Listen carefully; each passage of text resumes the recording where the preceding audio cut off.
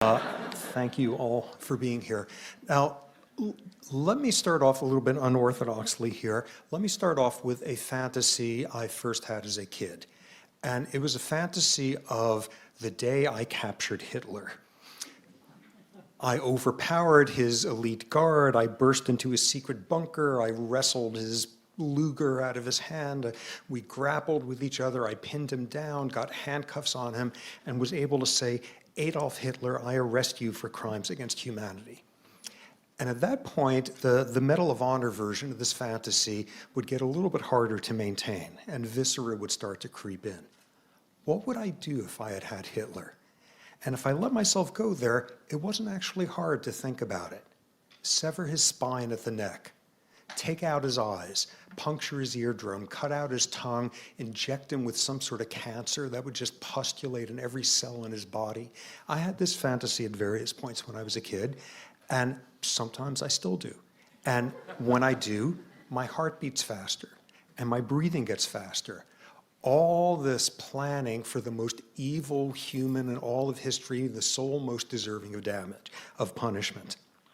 Except I have a problem with that, which is I don't believe in souls, and I don't believe in evil, and I don't believe in punishment. I think Wicked only belongs in the title of a musical. But at the same time, there's all sorts of people I would like to see dead. But I'm against the death penalty. But there's lots of violent, schlocky movies I like going to. But I'm for very strict gun control. But then there was a time I went to that Laser Quest place, and I had such a good time hiding in a corner shooting at people. In other words, I'm your basic confused human when it comes to feelings about violence. Now, I don't need to get up on a soapbox here about the problems we've got with violence as a species. We've used shower heads to deliver poison gas, letters with anthrax, passenger planes as weapons, rape as a military strategy. We are a miserably violent species. But there's two problems with that, at least. The first one is we don't hate violence. We hate the wrong kind of violence. When it's the right kind, we get all excited. We leap in to see it. We hand out medals. We disproportionately vote for, mate with the people who are best at that. When it's the right kind of violence, we love it.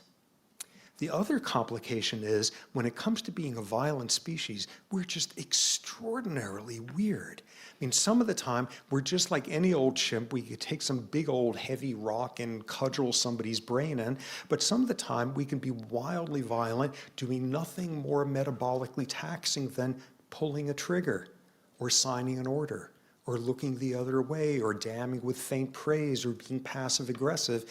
We do very odd things when it comes to violence. Let me give you one of the single strangest examples of violence I've ever heard of. And this is one having to do with Indonesia in the 1960s. Mid-60s, there was a coup that overthrew the government there, instituted a right-wing military dictatorship for the next 30 years, and in the year afterward, approximately 500,000 Indonesians were killed by right-wing death squads. If you were an intellectual, if you were a leftist, if you were of any of the ethnic minorities that were outgroups, their savagery, death squads would come to a village, systematically kill every single person in that village.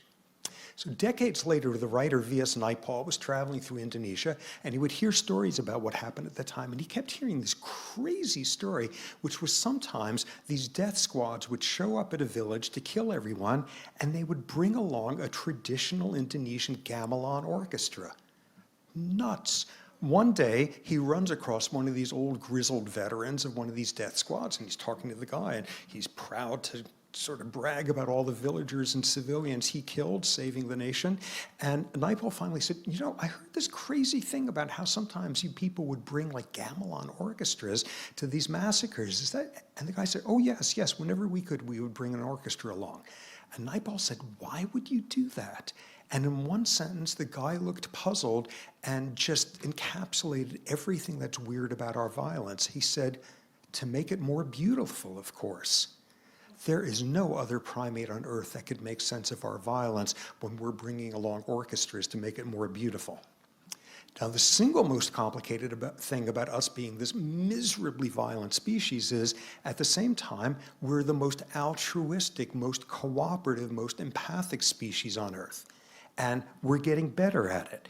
Consider, every single thing up here was invented in the last century. All these ways in which we are extending sort of an umbrella of empathy and protection in all sorts of unlikely directions.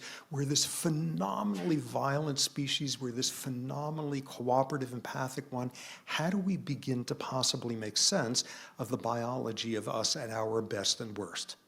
Now, one of the things that's clear about it, it is utterly boring if all you want to figure out, try to make sense of us as a primate amid all the others. Where do these extremes